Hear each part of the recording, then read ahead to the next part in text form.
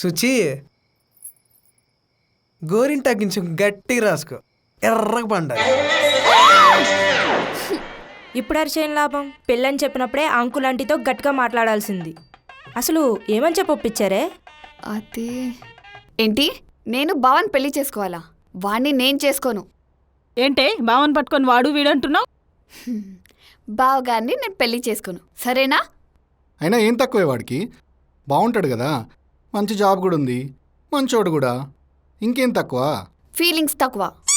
ఏంటి? నాకు బావ మీద అసలు ఫీలింగ్సే లేవు. అలాంటిది ఫీలింగ్స్ లేకుండా ఎలా చేసుకోమంటారు? ఏంటి ఫీలింగ్స్? నాకు మేమ మీద ఉన్నాయా?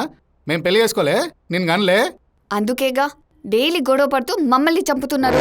అడిగిందా నీ ఫీలింగ్స్ గురించి? అది అంటే ఏదో ఎగ్జాంపుల్ ఇచ్చినట్టుంటదని. చెప్ మూసుకోండి.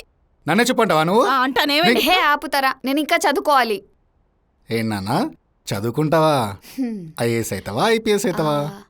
ముందు ఆ బుక్ తిప్పి పట్టుకో, చదువుకుంటుందంట. చదివిన చాలు కానీ పెళ్లి చేసుకుని ఆ సప్లీ క్లియర్ చేయి.